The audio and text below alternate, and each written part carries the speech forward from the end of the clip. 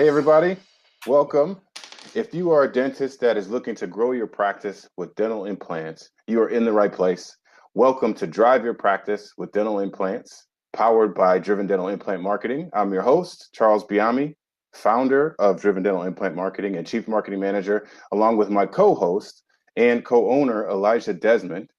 And we are here with a very special guest today, Dr. Philip Gordon, who I think is a guest that I'm actually super excited to have on behalf of my clients, because this is a doctor who has been in all of their shoes. And if you're a dentist who's thinking about doing dental implants or just starting to do more implants or want to make this a focus in your practice and you kind of run into some roadblocks or having some struggles, Dr. Gordon has been exactly where you are.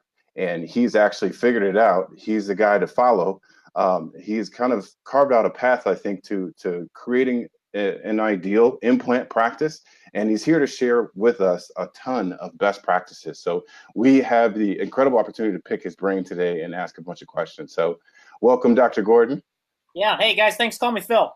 Okay. No worries. All right. My kind of guy. All right, Phil. And you can call me Elijah. All right. What Charles did mention is I actually happened to be a dental hygienist. Once a dental hygienist, always a dental hygienist, but I was born into serial entrepreneurship. I'm a motivational speaker, but more than anything, I am very familiar with dentistry as well. And I have been following you for quite some time, so I'm super happy to have you on board with our live cast. And I can't wait to pick your brain as well. But just want to let you know it's an honor to have you on board. And I'm going to tell you something. I would say 90% of the dentists that we practice with are general dentists. And you are, you're a general dentist that's literally in the pits. I believe you said 4 or 5 days a week. So you're doing it, and you're doing a lot of it. And I'm seeing these pictures that you post every single day almost. And I'm like, wow, man, like this guy is doing amazing things. Having a butt in his chair like that seems like every day. But anyways, thank you for coming on board. It's truly an honor. Something that I want to make sure that everybody does, if you're just listening to the beginning of this, is make sure that you go to the Facebook group called Dental Implant Practices. This is the group that Phil has created that there's now over 6,500 on, and it's focused on dental implant cases. A lot of resources. I see people that are constantly adding value to the group. I see him posting cases, other people posting his cases, extremely knowledgeable. And before we get into this, we have some regular questions, right? We have regular questions that we take through you on the interview, but before I do that, I want to go a little personal. I have a dentist that I work with out in Columbia, South Carolina. I won't say his name right now, but when he listens to this, he'll know who he is. I basically said, listen, Doc, I want you to make sure that you reach out to me anytime you make any major decisions in the practice or you make any big purchases. So I get a text message literally within the past 4 or 5 days, and it says, hey, Elijah, just want to let you know, I'm super excited to let you know I am taking Dr. Garb's Continuum. I think it's an 8-week process or something like that. And he said, I also purchased a CT scanner. I said, how much was it? He said, $120,000. And I said, cool. Well, that was fast. And he said, yeah, aren't you excited? And it's hard not to be excited for somebody who just bought a used Lamborghini.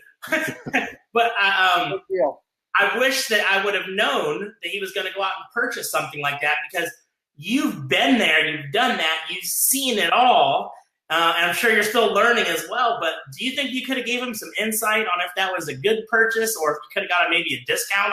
You offer something like that, I know. Yeah, I'd say the ambition's in the right area. A lot of times we get caught up in the excitement of things, and we make emotional decisions. I don't want to say it was a bad decision, but buying a cone beam is the way to get into implant dentistry. Taking implant continuums are the way to really get your knowledge. So I think those are great purchases. Those are great assets. They'll definitely pay themselves forward. As a general dentist, $120,000 is a lot to spend. So I want to make sure you're using it wisely. So I'm always available to field questions for people, depending what it was. I'm guessing maybe it was an iCat or a Prexion, one of the larger machines. Those are going to be good for you. You just got to make sure you get that return on investment. That's the next step. It's like, okay, we sign up for the course, we buy the big ticket item. Let's make sure we're getting that ROI. Let's actually start placing some implants. And that's kind of what I, want to focus on is help people get that ROI and help them get their fingers bloody. Absolutely. I think that's awesome. You had said something on your bio. It reminded me of Eminem, right? You were saying like, listen, I've been there. I didn't know what CEs to take. I didn't know what CT to purchase. Basically, I fell on my face and I learned, and I'm here to share that knowledge. That's something I'm a firm believer in is mentorship. Yeah. And also coming from a place of abundance. So a place of abundance meaning that you can share all of your knowledge with people and you can help people. And I really got a true sense of that while learning about you and kind of following this journey. Matter of fact, you were somewhere still learning in another country. I think it was like last week or 2 weeks ago. Was it Australia or Europe, London maybe? I was in France a while back taking a course. And this last weekend I was finishing up a course in Las Vegas. So I'm usually somewhere about once a month doing something CE-wise, implant-related. So it just kind of depends when you catch me. So you're always learning. I try to be. And then the real kicker is how do you put it into play, right? Yeah. You gotta put these things into practice. So you just can't be a CE junkie or whatever. I mean, you got to get out there and do it. And luckily I've been able to do what I learned for the most part, and incorporate that in my practice in a way that makes sense for me and my patients, that gives them, better services and provides me, the kind of dentistry that I want to do. That's awesome. So you found the right balance, I think, of investing in yourself and your practice and your education, and then taking all that investment and putting it to work. I'm kind of curious about the beginning. Like, what inspired you to go down this journey of focusing on implants, and maybe just kind of share that with our listeners. Like, how did all this start? Yeah. I got out of dental school, and I wasn't really given a lot of surgical training. We just learned how to pull teeth, and that's basically it. I joined my father's practice at the time, and we did a lot of restorative work. And I felt like I was trying to stretch too far with always saving teeth, and maybe trying to go too far with traditional crown and bridge or removable appliances. And I thought, I want to learn more about these implants. But even in a big city with specialists around, the referral chain seemed kind of broken to me. Half the patients we would send to referrals wouldn't go. The other half would go and say, it's too expensive. I don't really understand it. So I wanted to get all these patients in implants. It just wasn't happening. Right. And so then I thought, well, maybe I need to learn this a little bit about these implants myself, so I can further educate patients and give them a stronger nudge. So I took my first implant course maybe a year or two after school. And then I realized, I'm really have some passion for this. I thought I wanted to be more cosmetic based. And I found out, I really enjoy surgery. I really enjoy taking out teeth.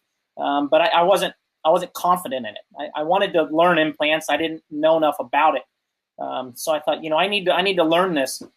So I took it on myself to kind of take that journey to say, how can I get really good at this? Where can I go? Who can I trust? But then all these questions came up, like you were alluding to, Elijah. Okay, I need a cone beam. What cone beam to buy? I need to learn implant systems. What implant system to learn? I need to go see lectures and take continuums. Who should I go to? Who should I trust? There's a lot of time and money wrapped up in those. And luckily I was in a fortunate scenario to where the rest of the practice was doing good, so I could take time and money and basically go see and do it all. But I don't always recommend that. Half the courses you take are people just selling you something, or sometimes people don't always want to tell you exactly how to do it. They just want to show you a fancy case and say, I'm really good, and maybe you'll do this one day too. But actually someone who will mentor you and say, okay, here's exactly how to get from A to B, B to C. So I really just started kicking down doorways and creating opportunities, and found out that that's where my passion lies, and just kept going with it. That's great. I'm hearing in there. There's a question that I kind of get sometimes when I'm talking with doctors. Is like, when is really a good time to really kind of make the switch and focus on really trying to do more implants in the practice? You know, should it be at the point of startup, or you know, at some point later? And what I'm hearing from you is it was the patients that kind of motivated you to really dive deep into this, where you were seeing better clinical outcomes with implant dentistry, and you just wanted to improve your confidence as a dentist to make sure that you could motivate the patients to make the right decision. Is that what, did I hear that correctly? Yeah, it's a balance, because everyone says, I need more implant patients if I'm going to learn, but if you don't have the patients, you can't learn, and if you don't learn, then you can't treat the bigger cases. So it's it's kind of like where to start, like you said. I think any dentist can start at square one. Taking some basic implant courses, learning to extract and graft cases, and learning to place some basic single implants. And I think that needs to kind of be the groundwork for it. Understand, okay, is this where my passion is? Is this where my competency is? Start building a foundation of trust in your staff and your philosophies, and start to develop and craft your skills for it. And then at that point, you can still kind of refer your cases out to a cone beam center. You don't have to maybe buy a cone beam at that point. You can still refer them to a center, get them scanned, do some of the cases, learn, how to walk and before you start to run, right? And then after that, once you can justify the cases, and this is what I did with my practice. Once I could justify the cases, had enough that I was doing per month that it was an inconvenience to not have my own cone beam. Then that's when I went out and bought my cone beam. That's when I signed up for more extensive continuum type courses, dove deeper into my training. Now that the cases were showing up at my door, I was seeing things differently. I could then invest more in the marketing because I knew I could handle those cases myself. So it's, it just kind of has to build upon itself, but you have to take those first steps, and you have to, you have to do it at some point. You kind of have to get over those fears and make those commitments at some point. And whether that commitment's buying a cone beam or signing up for a continuum or challenging yourself with cases and finding a mentor, you have to take that first step somewhere. That's awesome. I have a question in regards to what you were saying. There's a lot of dentists that are putting their toe in. Yeah. They're trying it out. They're dabbling.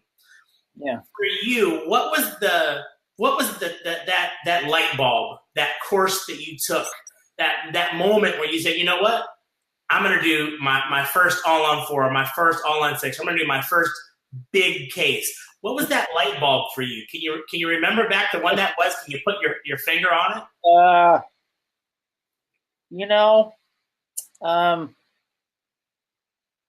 I don't know if I had one lightning experience that said, I need to do these full arch cases. I think it was a progression of things to think, challenging myself to, what am I capable of? Obviously getting into guided surgery it was a big deal. So, having the cone beam in-house, working with a good lab, having the capability to have guided surgery, and having the patients that needed it. I think for me, it was, how can I help patients? And I started getting patients coming in that didn't have teeth or wanted, or had hopeless teeth and wanted to have teeth again. I thought, you know what, these people need solutions. And then I would send them to my oral surgeon. They said, well, this may not be a good fit, or send them to the periodontist and say, well, this, and this. And so it was running into those roadblocks of the conventional, referral pattern. I thought, you know what, I need to remove these roadblocks. And the only way I'm going to remove them is if I get the courage and the skill to remove them myself. If I become the surgeon and the restorative dentist, then I have control of the situation, and these patients will finally get the treatment they need. So I don't know if it was a course, but it might have been a couple patients that came to me and they wanted solutions and I couldn't provide them, and I couldn't connect the dots. And I thought, darn it, I need to do better than that. And I think that's what really challenged me to say, okay, I need to up my game. That's awesome. That's awesome. As far as your vision, how did you create a vision for your dental implant practice? What's a good thought process to follow? My vision at first was just I want to place implants. I want to restore implants because I think it's where the industry is heading. I know that there's a need for it, and I would like to stay on top of what's current. But then it became more than that. It became, I really have a true passion for this. I want to spend more of my time doing this than other things. So my vision for that came, I was in my practice, and I was working there kind of part-time, and I was working for my dad part-time, and I wanted to grow my practice and work less than his because his was focused on a different aspect of dentistry and more cosmetic. I wanted to be more implant focused because I found that's just what I enjoy doing. And I was in a small space. I had 3 chairs. I was in a different area, and I thought, I need to be able to pick up and physically move my location, build it out, pick the part of town that I want, create the place that I want to be in, and kind of create that future for myself. And so it took me, figuring out who's my target patient, where's my target area of town, what's my kind of procedure that I want to do, and then work my way back and think, I need to find a marketing message. I need to find a treatment coordinator. I need to have a cone beam, and I need to have the type of facility that's going to allow me to get to that. And then so I had to kind of make all those changes, whether they be personnel or the physical space, and or find partners that could help me kind of connect those dots. That's awesome. Where is the greatest opportunity to start doing more implants now for a general dentist? Yeah.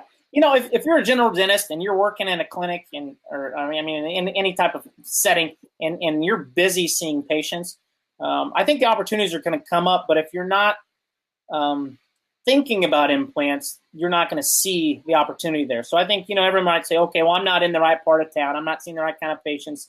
I'm not, such and such. I think you have to get out of that mindset. You have to look at it as, this is a, some people kind of think about cosmetics like, implants are optional. They're because insurance doesn't always pay for them. They're, something that only the rich and famous get. Most of the implants I place are on blue collar, hardworking, average American people. They're not rich. They're not famous. They're not, walking in with just, writing me blank checks for treatment. These are people that the biggest opportunity comes from people who have, failing root canals, or, they're starting to slip into that dentition and say, hey, if we start missing a couple more of these teeth, you're going to need a partial. So I think the biggest opportunity is,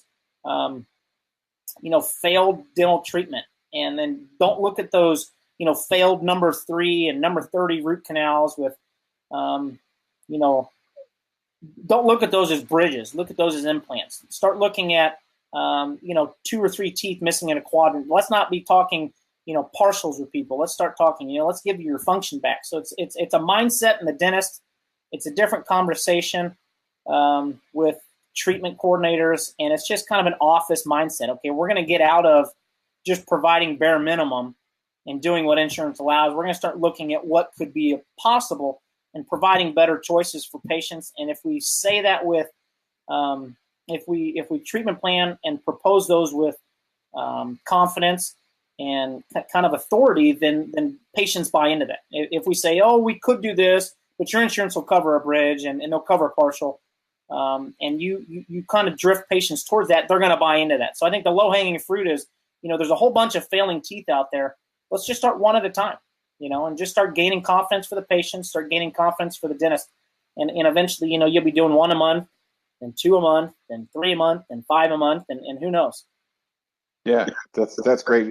What I'm hearing is it's about setting the intention. And all you have to do is just make a decision that we're just going to do more. I mean, you just painted this perfect picture of the great vision of an implant practice, but that also can sometimes be an excuse for not getting started. Like, I don't have a cone beam yet. I'm not in the right place, or these patients aren't who I think they should be, et cetera, et cetera. But if you just start looking in your practice right now for the opportunity and set the intention with yourself and with your team that you're just going to start doing more, I think all of a sudden you will start to discover that there is actually a ton of opportunity right in front of you, and you can start doing more right away. And what I heard from you before is that there's a momentum that happens. You know, you start doing the single implants and the bone grafting and kind of the more simple procedures, and still kind of outsourcing or referring out some of the more complex stuff. But your confidence grows, and your team confidence grows as they identify more things and they get more confident in presenting treatment. And all of a sudden, there's this momentum that happens, and then it's almost a natural thing how things seem to progress. I mean, that at least is kind of my perspective as I've heard you describe it. Absolutely, yeah. And that confidence leads towards excitement, and that excitement kind of filters back into more confidence. And so those are things that continue to play in each other. And that's just as much true with the staff as it is the doctor. You know, my staff loves implant procedures. And I think, they get tired of fillings and, just the routine things. They love doing the implants. And so they get excited about just as much as we do, and so and it's got nothing to do with other than the fact that they enjoy those procedures. They enjoy the treatment. They know that the patients, get more out of it. And so, yeah, it's that confidence and excitement, and they have to kind of go hand in hand. But you have to start somewhere, and then, you have to build on that momentum. And eventually, as your ability to treat and successfully do these more yourself, then you can continue to push the door with marketing. You can expand on that. Hey, we can offer this, we can offer that. Should we more aggressive in how we promote these things, other than just offering them up in house? Then you can turn it, then you turn the channels external and start publicizing. Hey, we can do this. We can help you with that, and that's where things really can take off. That's awesome. So now that you bring that up, the case flow, where do you, like I said before, I see all these cases that you're posting them on a regular basis. Yeah. I see all these cases come through. What is your primary source of the cases? Is it internal? Is it Facebook? Is it direct mailers? Is it AdWords? Is it TV? What is the biggest source of your implant flow? Yeah. The cases that I post on my Facebook page, I generally do something implant related every day. So I'm not really planning anything out with those cases. I'm just kind of posting what I'm doing on any given day. So, some days you might be seeing just an extract and graft of a number 14 site. The next day it might be maybe just me putting an implant in a number 30 site. But then maybe the next day it's a full mouth upper and lower rehab.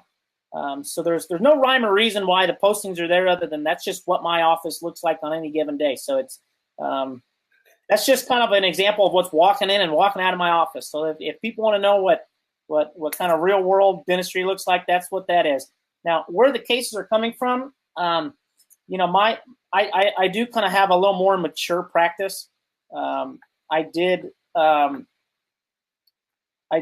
of end up having a more mature practice, but I'm also trying to, now with what I'm doing, I'm trying to attract a more mature audience too. So because I realized I had this passion for implant dentistry, obviously my mindset became, okay, well, who's going to need implants? All right, well, it might be people of a certain generation or certain need, right? It might be somebody with a bunch of failing dentistry who still has the desire or the means to afford that. So it's not necessarily people who are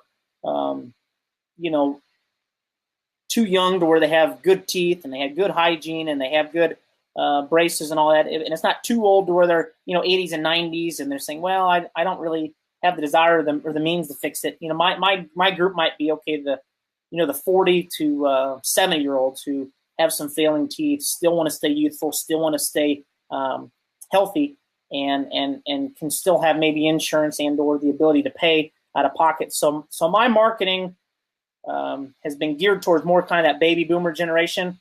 Most of the cases I get at first were definitely within my office, right? They were absolutely people who were coming in, who were having failed restorations, and I just started with them because they were already my patients. I already had that trust, and I was starting small. But to get to a certain point, you do need to start externally marketing because you can only do so many implants on a current patient base after a while. My marketing then shifted towards, I started doing some Google pay-per-click ads, and I've just recently started trying to do some Facebook ads. And I'm starting to track those. I don't know which one's better at this point. They're probably different. You know, the Google ads are people searching out those things. Facebook, you're kind of interrupting them, but it's a whole lot cheaper. So I have seen success with both of those. When I moved my office, I did do a bunch of mailers, though. And so I did have some pretty good success with the direct mail campaign, believe it or not. So I don't think that's something that's dead per se, but I did that for a year strong and kind of feel like I'm saturated with that. So now I'm kind of doubling back down on the internet, but I definitely don't have any secrets figured out. I just kind of know my area and know my audience and kind of toy around with some things. You know, our last guest that we had on here, Jack Hadley with my social practice. Yeah. I think it was him, and correct me if I'm wrong, Charles, but he said something like, whenever there was the yellow pages and they were hot, people would be posting these big essentially one pagers on the yellow pages. Yeah. And some people thought that they were silly for doing that, but it's actually the same thing as Google AdWords. If you're searching for a dental implant and you're scrolling and it pops up there, you're already looking for it. Yeah. So he related Google AdWords to the yellow pages. Well, yeah, that may be. I thought that was pretty interesting. Yeah, I thought that was a great analogy. It's so funny, Elijah, how that's such a foreign concept, the yellow pages to you. Like you're using like the wrong language to even describe it, like posting a page in the yellow page. It's that's something that's so old now. But yeah, I mean, it basically no one picks up the yellow pages unless they were actually searching for something, unless they had a problem that they were trying to solve. And that's exactly the same thing with Google AdWords. You know, people are picking up their phones or sitting down at their computer, and if they're searching for an implant dentist, they have a problem and they're searching for a solution. And we also know that they're actually at least a little bit educated about implants in particular as a solution. So if you're looking for a hot target audience, like that's where they're at. They're going to be using Google AdWords. And that's why it's one of the primary channels for us as an agency to focus on driving those leads to our clients. Yeah. Sarah Morris had a good question. She said, what was your monthly goal on number of implant patients in the beginning? God, this is going to sound really bad. I think my monthly goal the first year I started placing implants was just one a month. So I think it was very, very modest. I think the first implant kit, I can't even remember what it was. The first implant kit I bought, it maybe had 20 implants. And it might have been the summer. And I thought, gosh, if I can get through this by the December of next year, that'll be one a month for the next 18 months. That'd be 20 implants in the next 20 months. I thought that I'd really be on to something. And you know what? I almost think it probably took me about that long. Now, you know, it seems like I'm maybe doing, there's some weeks I might do 20 in a week. You know, I think you just need to start, and you just need to say, okay, I think at first, you know, one a month is fine for the first 6 months. And you say, look, let's just pick, you know, thanks. You know, at first, I didn't even look at it as implants when I thought that, okay, I'll extract a tooth, I'll graft it, and I'll put a membrane on it, and 6 months from now, I'll have an implant placed there.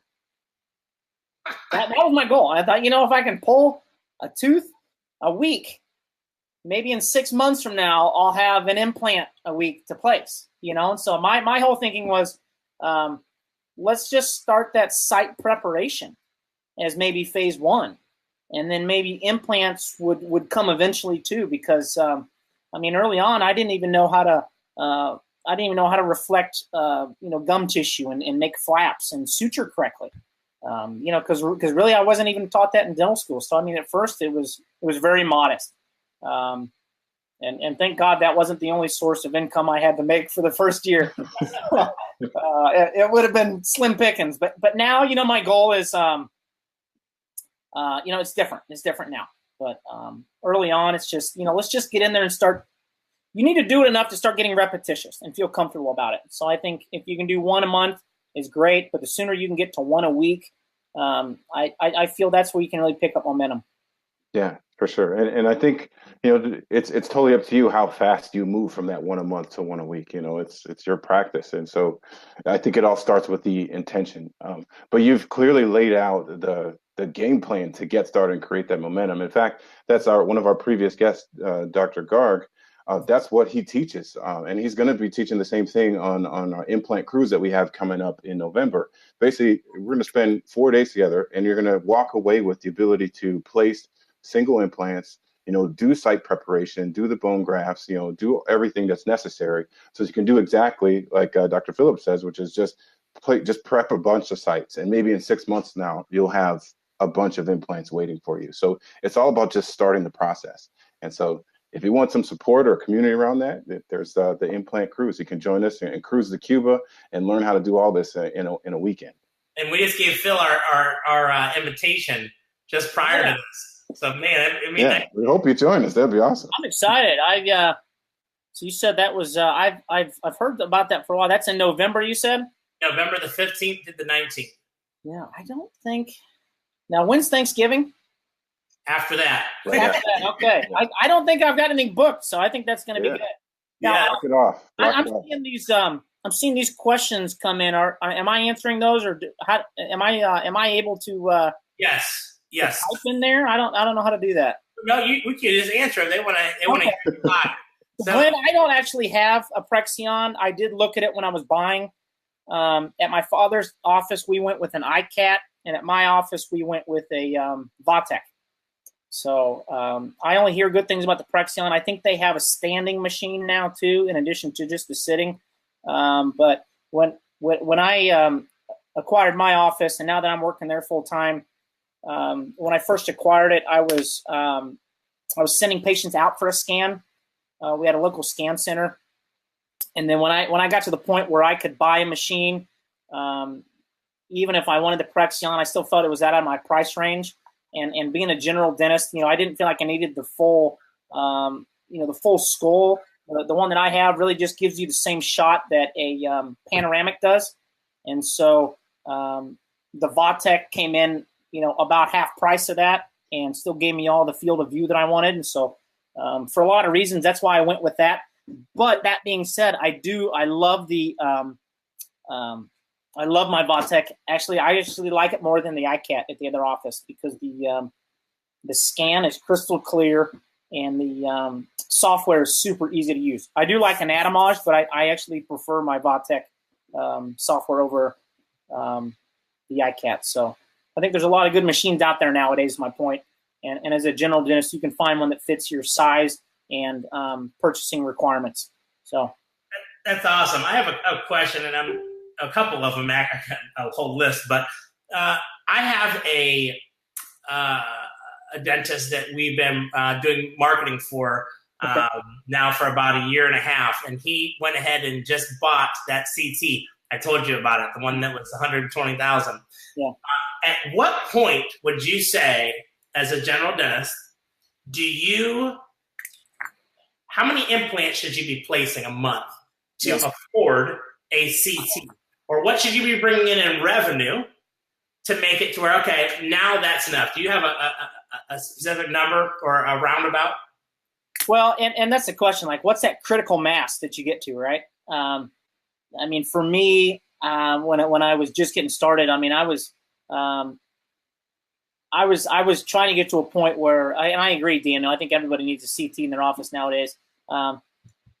The critical part for me was the convenience factor. I was sending patients out, right, and I felt like they were losing confidence in me because I didn't have the technology in my office. Now, whether they were or not, I don't know. I never truly lost a case over that, I don't think. But I wasn't able to get immediate post-op CTs if I was placing implants. I thought, maybe I want to see how that one turned out. I wasn't able to get that. I don't know that, the cone beam reps will come in and tell you, oh, you can make money on these. You can bill them out, such as. I never looked at it that way. I don't know that that's actually true or not. I mean, I think I bill out for panos or full mouth series, and because my machine actually takes it goes around one way and takes a cone beam, and on the backspin it takes a true pan. So I do have both. So I bill out the pan. I give away my cone beams as part of my free consultation. So I'm not really making money on it. But what it allows me to do, it allowed me to start doing a lot more implant dentistry, because I could sit someone in the chair, I could scan them, I could look at their cone beam and say, I can do this, this, and this for you. Here's the amount of time it's going to take. Here's how much it's going to cost. And I can do it all here. And I feel confident you're going to get the results that you want. And then they would book their appointment that day. Whereas if it was, well, I think we can do this, but let me send you down the street. We'll take a scan, and you come back a week later, and then we'll have another consultation. And so that was kind of like the old referral system. It was broken. It had too many links in the arm, chinks in the armor. There was too many steps. Patients didn't like it. They wanted an answer right then. And so I feel like once you get to that point where you're doing, even 3 or 4 a month, I think you should get one. And part of that is because you're going to see things in a different way. You're going to be such a smarter, better dentist because you finally see anatomy in the way that it really is. And so your learning curve is going to go up exponentially. 2, you're going to find so many failed root canals and so many failed teeth that are non-detectable otherwise, that you'll buy one and it will increase the number of implants you place. So you'll see so much treatment that, and I think Benjamin's saying that too, your same day treatment planning, your confidence, and then your ability to diagnose dentistry that maybe you didn't even know was failing is going to go up exponentially. So it's that kind of leap of faith that I was talking about earlier. Once you make that commitment, the dentistry and the payments that come in on that will occur.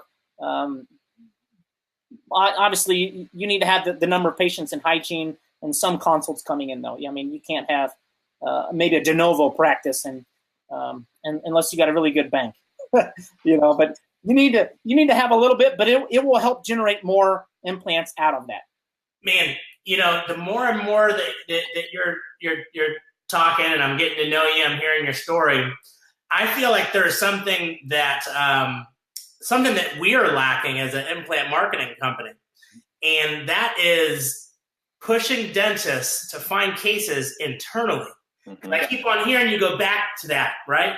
Yeah. What can you find in the house? And, keeping everything in house, depends on how many hygienists you have, or depends on this, if we could support our dentists better on finding cases internally. Yeah, I think that would be a huge step up, and something that we've actually, I would say, we dropped the ball on that because we're so focused on bringing them in new patients from a marketing standpoint. And you're like, your patients you already got. If you've got a busy practice and you've got 2 hygienists, and if you bought a cone beam and scanned most of your adult patients that have an assorted amount of dentistry, you'll be placing quite a bit of implants. Because what you're going to see is all these failed upper first molars with these untreated MB2 canals. You're going to see lower molars with failed root canals with abscesses that are brewing. You're going to be seeing just things in a different way. You're going to see failures that are about to happen. Patients come in with mystery pain. That there's no such thing as mystery pain anymore. So your ability to diagnose goes up. Your ability to treat goes up. Your ability to see treatment that needs treatment that isn't there yet. I mean, that hasn't presented itself in pain yet.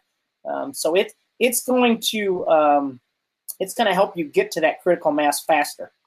So that's why I encourage people get a good loan. Put it on a 5-year note. It might be $1,000 a month, and you'll generate more than that from the cone beam to pay for it. So I strongly believe in that. So Dennis made a good decision then. So that was a good investment. If you had to give him some tips about how to coach his staff to, you said scan every single one of your adult patients. So he's got the patients coming into his office now. How do we open that conversation to offer them the scan? I'm sorry. What? So we got hygiene patients. We have existing Okay. patients that are coming in that he's seeing, and now we've got our CT scanner. Okay. We've got to scan everybody in our practice to identify the opportunities that you just talked about. How do we actually start that conversation with the patients? Yeah, and I don't know that you have to do it with everybody. I think what you look at is so I'll go into the insurance talk for a minute, which shouldn't dictate this, but if say I don't know how often you can take a full mouth series on people, maybe every 5 years or so. But even if somebody has like a mouthful of crowns, or they've had a fair number of root canals, I would say anybody 40 years and up, maybe next time they come in your office and they're due for bite wings, go ahead and take the bite wings and the cone beam, and just say, look, we're just checking for general health concerns. We have this new technology, allows us to see, yeah, exactly. Benjamin says here, and we're improving our standard of care. We're staying up with technology. This enables us to see pathology, whether it be infections or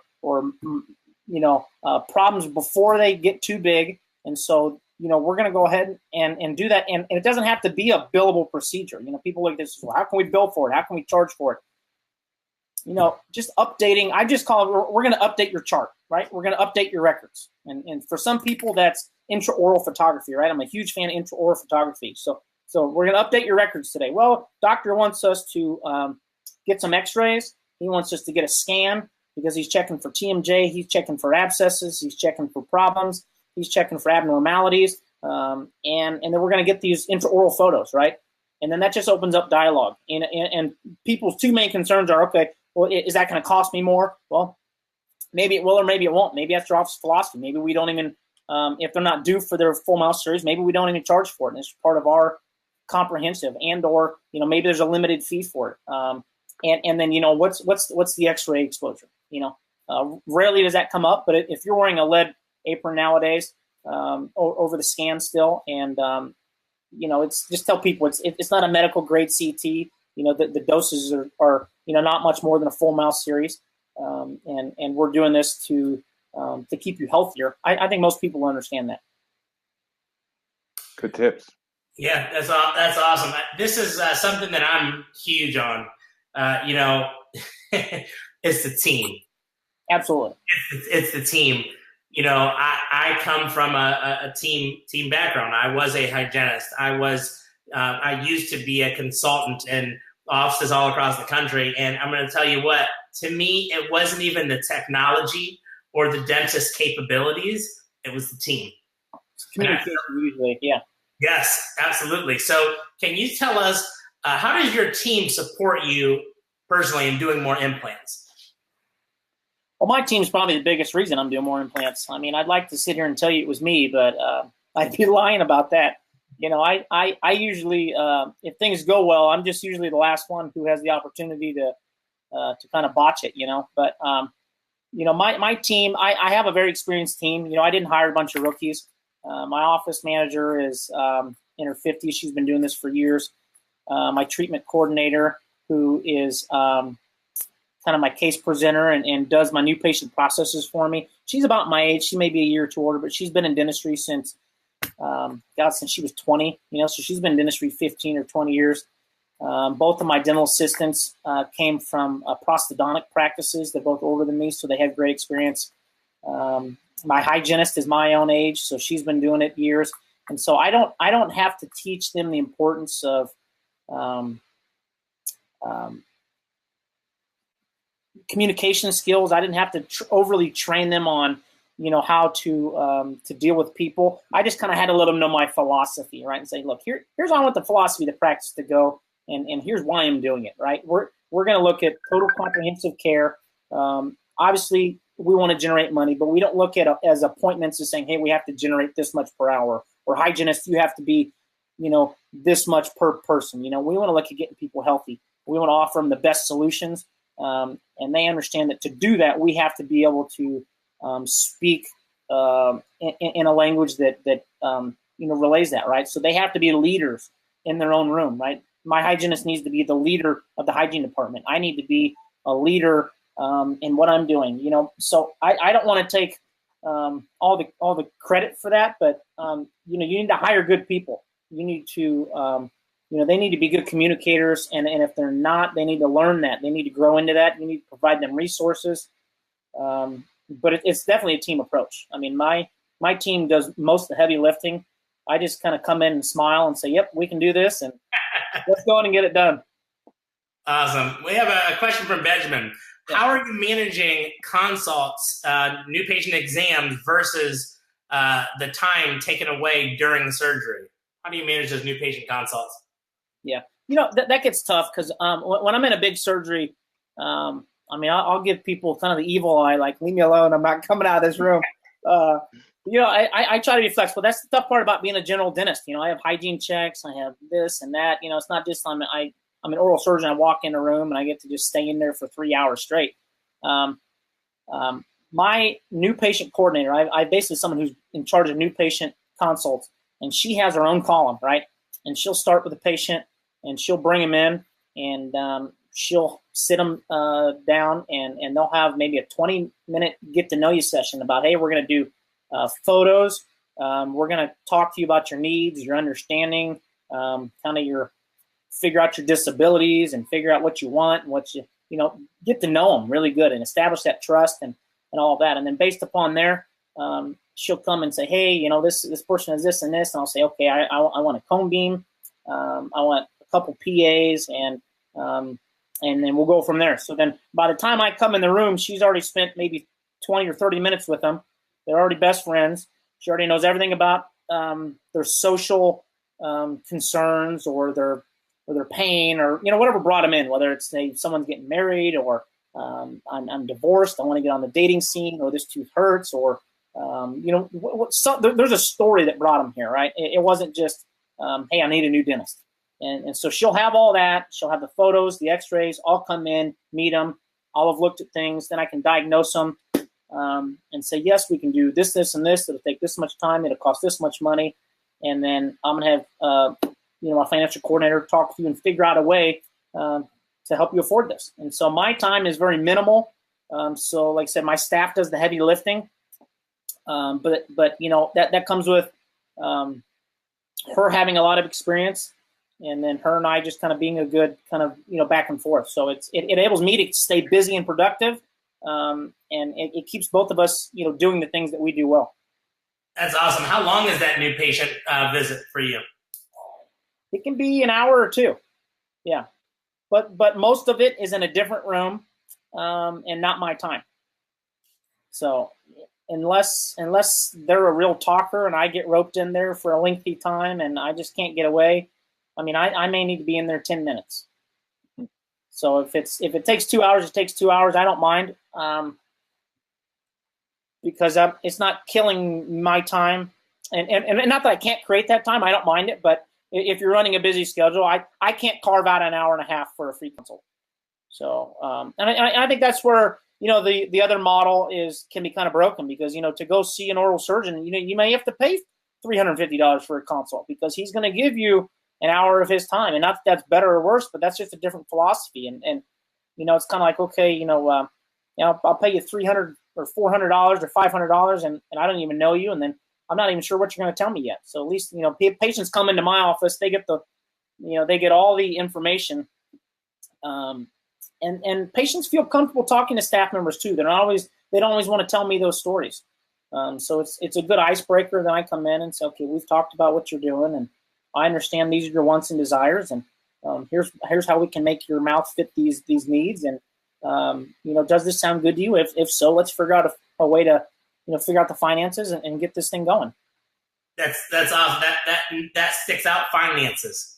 Yeah. So got to ask you, do you have financial options in your practice, and what do you recommend? So you've got to be flexible with financing.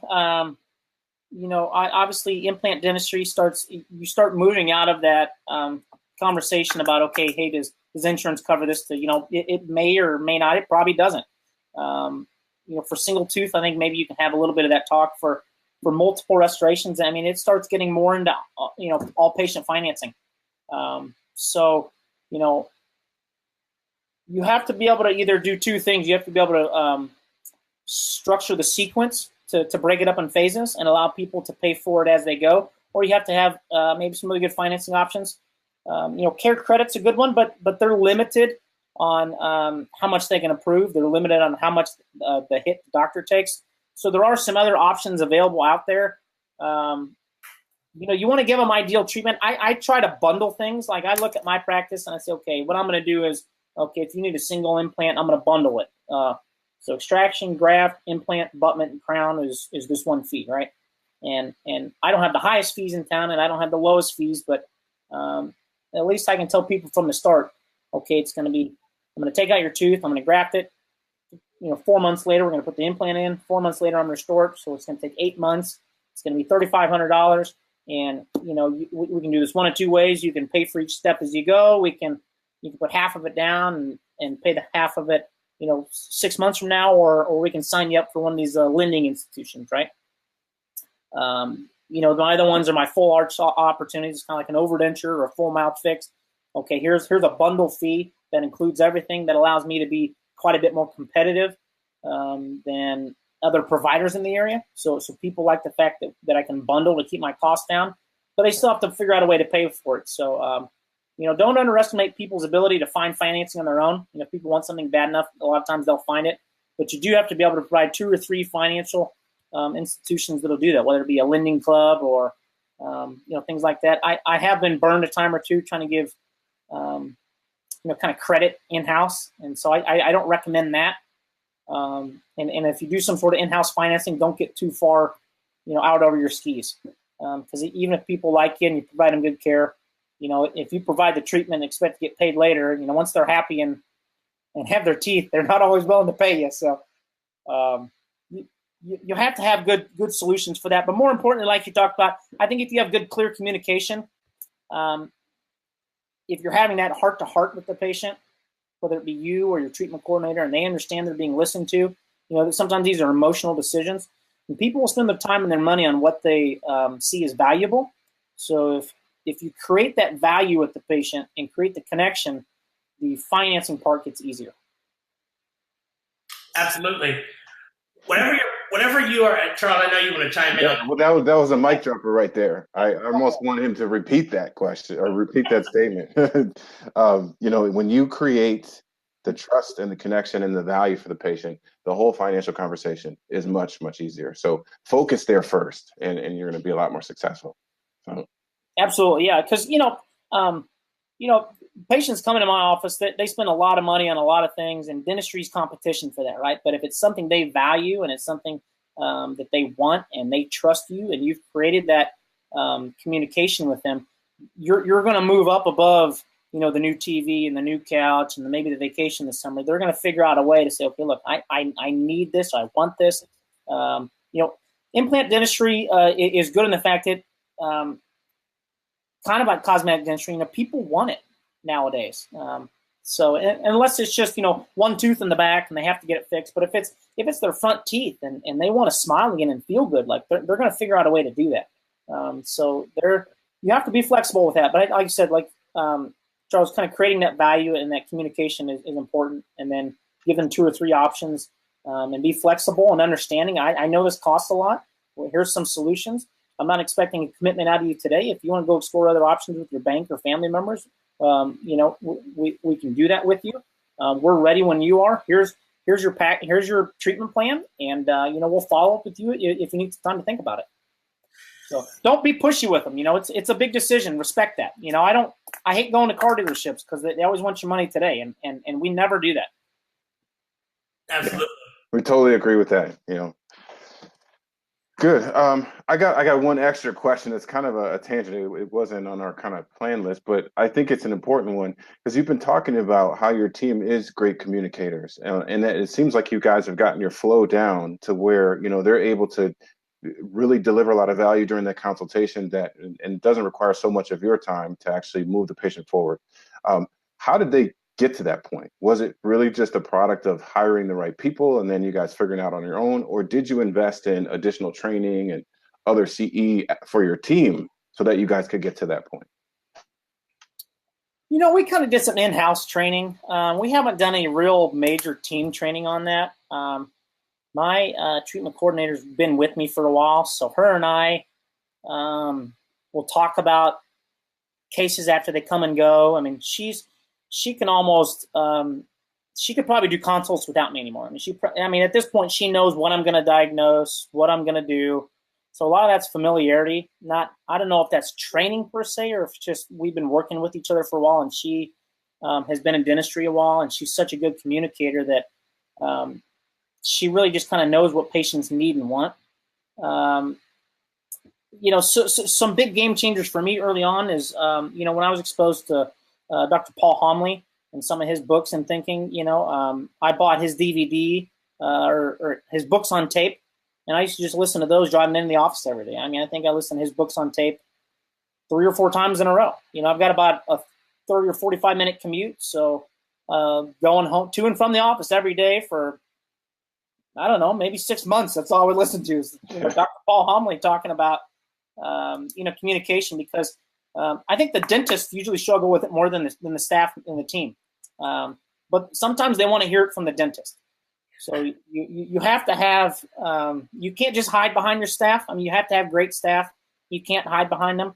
But at the same time, if that's not your strength, have them help you out with that. But, he's got a great program. I'm sure there's great speaking and or staff programs out there. I'm just probably not aware of them all. Yeah, he actually has an amazing online course. We actually interviewed him. Yeah, I know you did. Yeah, before. He has an amazing online course, and he's coming on my cruise this September. Yeah. Okay. I met Paul, before I was even in dental school. My dad was doing some work with him 12 years ago, maybe. I thought, gosh, this guy's amazing. He's just so charismatic. I don't care what he's selling. You're going to buy it, right? And so I thought, dang, if I could just be half as charismatic as Paul, I'm gonna do some dentistry. And so I thought, and that's part of it. If you want to be something, spend time around people that you want to be more like, right? So I thought, well, I can't always be around Paul, but I at least read his books and listen to his CDs, right? And maybe some of that would rub off on me, and that doesn't cost anything but time, right? So I thought, and so we've gone through some of that with the staff, but nothing real extensive. No real workshops. I mean, we haven't gone to any major week-long workshops or any kumbaya retreats or anything like that. We haven't done anything too well, but you do need to hire good staff, and you need to pay them well, and they need to be interested in dentistry. They need to love dentistry as much as you do, and if that's not the case, then you're not going to get to the next level. I mean, my staff does, like I said, all the heavy lifting. I just do the dentistry, but it's because they're great people. They love dentistry, and but I think they also can trust that I'm going to do the right thing for the patients because they're selling the dentistry, and I'm the one that has to back it up. So I think they have to trust you and the things you're doing, and then you have to give them the trust to be the leader. I don't question them. I don't micromanage them, but I expect a lot out of them. That's awesome, and you're not going to be able to. I think Charles, we're going to have him back. Yes, yeah. You've been given so much amazing value and just real stuff that people can relate with. I think it's awesome. It's obtainable things that people can bring back into their practice. I got one last thing to end on, but I have 3 comments that you can choose however you want to answer them or pick your favorite comment. So the first one is I have on here, now mind you, background, I've spoken over 50 cities for Invisalign and for Straumann. So I'm very familiar with both the implant world and the ortho world. And in my opinion, I felt about 5 years ago, and especially now, if you didn't have Invisalign in your practice, you wasn't an Invisalign provider, then somebody was going to go somewhere else that did when they had in-house. And I'm kind of getting to that point with implants to where I feel like if you're a GP and you're not placing dental implants in your practice, then there's a chance that your patients are going to go somewhere else. So you don't have to answer that, but that's one of the 3 questions.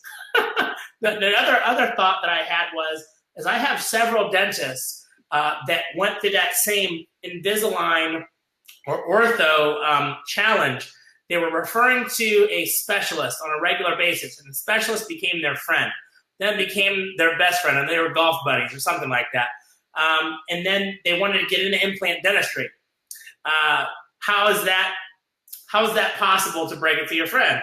Or if you have a specialist coming in office, and when that specialist comes in office, you then buy a CT scan. And then you decide you want to take this long continuum with Garg or one of the other implant experts. How do you break it to that specialist? So that's another thing that went through my head. And the last thing that went through was the free I know it's a lot, right? I got to have you back on. The last thing is some people don't believe in a free consultation.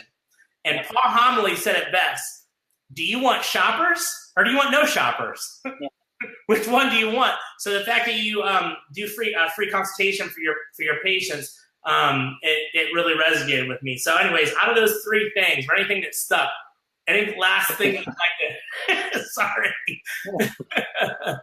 So I don't know that patients are going to leave my office because I don't place implants, but I have had patients come to me because their general dentist didn't offer implants. So okay. I think you have to be feeling like you're providing premium care in a high-tech office.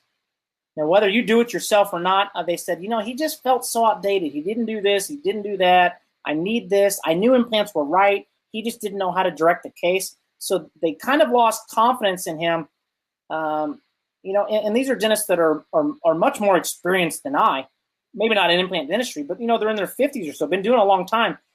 But the patients got the vibe that they just weren't up to date on technology and what was latest and greatest and best for the patient. Now, I don't think you have to provide the care, but I do think you have to have a sense for technology, latest and greatest, and be able to provide solutions to care.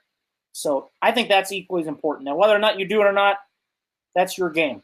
As far as kind of pissing off your specialist, you know what? I look at this in the fact that there's a lot of dental patients out there, and I'm not taking anyone's patience from them. I'm trying to fix holes in these patients' smile and their bite. And if they weren't getting it done at my office, they'd be getting it done somewhere. Now, with the clear choices and all the things corporate out there a lot, there's probably bigger holes that there's probably bigger people they need to worry about than me, right? At the same time, I do think there's some specialists you're going to rub the wrong way because they look at that as their turf, their deal, their bread and butter. So you do need to have a good relationship with a specialist, and unfortunately, some of them are going to look at that as cheating, right? They're not going to get over that.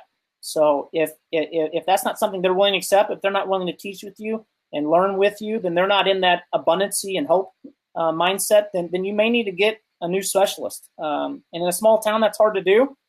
So that's why at first, don't cut your cord and jump off the cliff. Work your way up. Maybe it's working with a periodontist, not the oral surgeon. Maybe it's working with an endodontist more. But you need to, we need to be a dental community. What's best for the patient. And nobody's ever going to do 100% of the cases. I love implants. I hate third molars, right? So I still send third molars out. I still have a need for an oral surgeon, but I want to keep a lot of the implants in house that I feel comfortable treating. So that's definitely something to consider. But I don't try to worry about what other people are doing. I mean,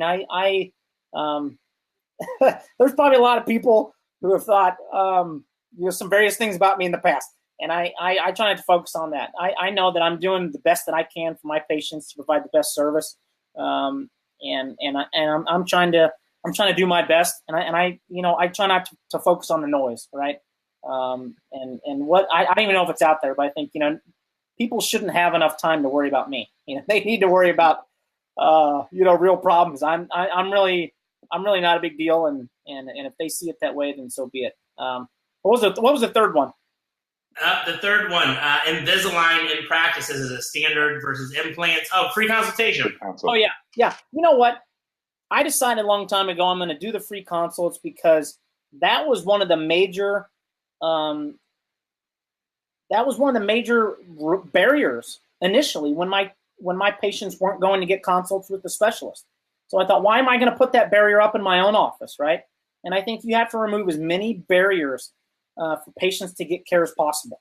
And everyone's worried about, you're giving away your time, you're devaluing the service. I don't think of it that way. because my free consults come in, they know and they like and trust me, and then they realize my fees aren't the cheapest, but they still do care with me anyway, right? And half the time my free consults are a second opinion. And so I don't think you're devaluing your service. I think you're at, you know, I hear my receptionist tell them on the phone, hey, we do free consults because we want you to get to know us, we want you to like us, we want you to trust us. And if we earn your trust and respect, then we'll do the dentistry on you. And I think people get that. If I haven't met you and I charge you $350, it's like, you know, it's like, I think that's backwards. Let me earn your trust first, and then I'll earn your money. So I think the free consult's the way to go, and any more, I don't know. It's just my philosophy on that. Man, you're awesome, buddy. We definitely have to have you back. I wrote down 3 more questions. I'm not going to do it to you again. Sure. Maybe we can get him on a cruise or something like that. Yeah. Definitely, we want you to be part of our community. And I know guys now are doing virtual consults too. So I mean, there's a lot of way you can do consults. So. Wow. Okay. That's something we could talk about in the future. That's something I can dip my toe into later, but that's a story for another day. Yeah. That's awesome. You brought crazy value to the dentists and team members that are listening.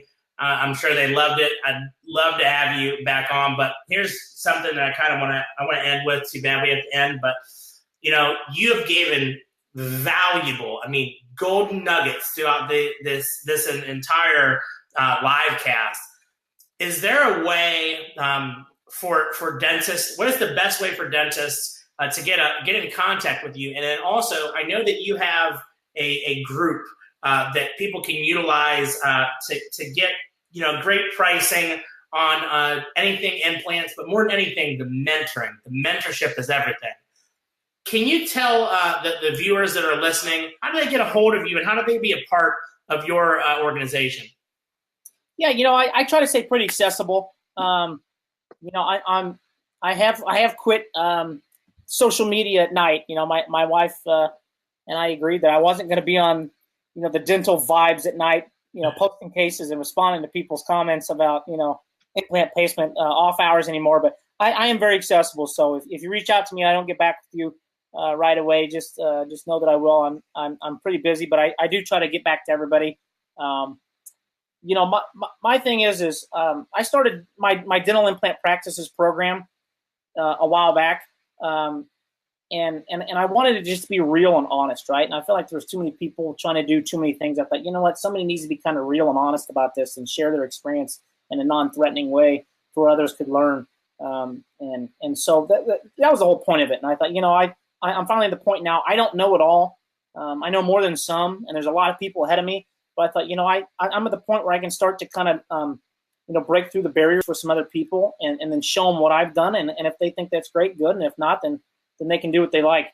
I started the podcast a little over 2 years ago because I wanted to learn from the greatest people in implant dentistry. 2 reasons. I wanted to be selfish and learn myself. I thought, well, if I interviewed 100 of the best implant dentists in the world and I asked them, their best practices, by osmosis, I would have to become a better dentist, right? And so that's one reason why I did it. And the second reason I thought, I need to be giving back to people 10 years younger than me, just getting out of school, looking for resources and provide some value for them. So the podcast grew, and then I started the Facebook page where I thought, I'm just going to post my cases, the good, the bad, whatever. I'm not screening these. They're just whatever walks into my office. I'll try to pick up a camera and an X-ray and say, this is what I did today. It's not always the prettiest. It's not always the best, but you know what? It's the real struggles and journeys that we all go through in dentistry. And it's just one real dentist treating real patients.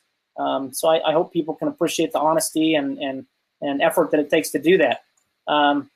Just lately, I thought, how can I better serve even more? I've placed every implant system. Last year in I think 2017, I made it a point I wanted to place at least one implant of every major implant system. So I've placed every kit. I've restored every implant. I've toured most major manufacturing facilities in the United States. I have talked to most representatives of implant companies, major labs, and implant establishments. And so I think, okay, I have somewhat of an opinion on what's going on in implant dentistry. I'm not the authority on anything, but I know who's doing what. I thought, okay, well, if I know who's who and who's shaking up where, like, how can I put something together that benefits me? You know, I got tired of seeing, these DSOs get these group value discounts. That's why I left Nobel originally. They were giving these huge discounts to my oral surgeon. They said, well, Phil, I'd love to help you, but you're only placing 50 implants a year and you're just a general dentist. I thought, well, that's a crummy way to treat somebody. So I created a group purchasing organization specific for implant dentistry. And what I'm trying to do with that is I'm trying to provide value with people to say, look, implant dentistry to get started and get going in that journey can be expensive and kind of scary. And I thought I'm going to provide a way to where people can get discounts and a pathway that fits specifically for them, to where if they are going to make this journey and they are going to spend their time and they are going to spend their money, at least they can do it in something that they know is going to work, right? So I kind of look at it like a travel agent, right? You only get one vacation a year. You don't want to waste your time and money and go to some crappy town where, the beach wasn't that good and the food was bad and the hotel had, cockroaches. Like, you want to go somewhere where the beach was awesome, the food was great, and you thought, you know what? I spent $5,000, but it was a lot of fun, and me and the family had a great time. I don't want to lead people down a path, and they thought, I was misguided. So I'm trying to put something together where I can connect general dentists and the implant world in a way that makes sense for them, and that there's opportunities at every step along their journey to have some value and to kind of know what's out there. And when they're ready to engage that next step, is always up to them. That's awesome. And the website for them to be a part of that group, that buying group, and that mentorship program is dentalimplantpractices.com, correct?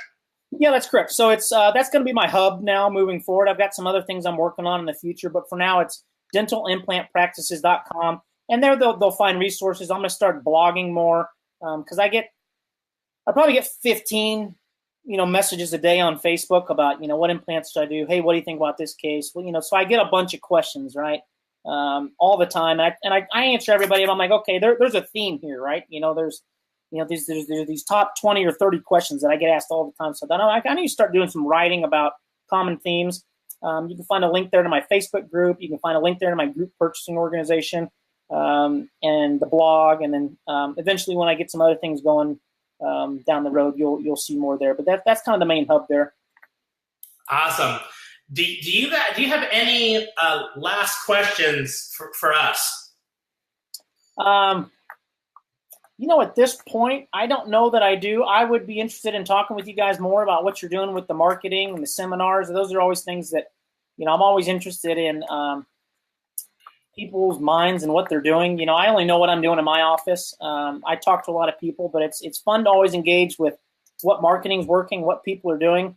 Off the top of my mind, I don't know that I have any, burning questions for you. I know it's been fun. Do you guys have any last questions of me? I mean, can we have you back? Sure. Anytime. It's been really good, and we'd love to talk to you offline about driven dental implant marketing.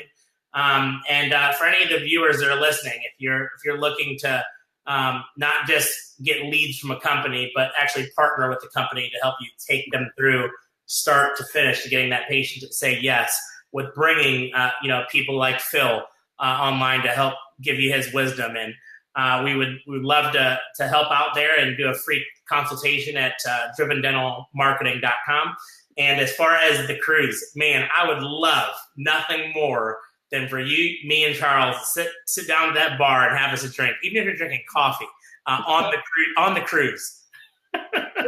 Well, I do drink a lot of coffee, but there's a certain hour of the day where it switches over to something else. So, well, somebody asked me, they said, "What is this that you're drinking, Elijah?" I said something about I was smiling. Good stuff, guys. Elijah, your smile is contagious. What is in your cup? This is actually Coke Zero. Yeah. It's not a Jack and Coke. On a social, I drink socially, but not on the live cast. I know a lot of people do. Nothing wrong with that. I've done that before, but I'm trying to cut down a little bit. I'm trying to shed some pounds. Right. Yes, you're I think your undergrad is in nutrition. It is, yeah. So I thought, the low hanging fruit there is the pounds you drink. So I'm trying to cut there, and I got to keep up with my boys. I've got 5 and 6 year old boys, and they're always going. So I thought, I need to stay at my peak fighting weight here. So, but on a cruise would be a different story. So. Well, listen, you got till November to get your butt in shape. I'm going to try to do the same thing, but I've probably got some catching up to do with you. So, but hey, thank you so much. It was great. Thanks for accepting the invite back. We'll be in touch with you, and we're looking forward to a long-term relationship with your guidance, and hopefully sending a lot of dentists your way to mentor them and give the value that you've given today on this live cast. But thank you so much. I really appreciate it. I enjoyed it as well. Thank you for your time. Yeah.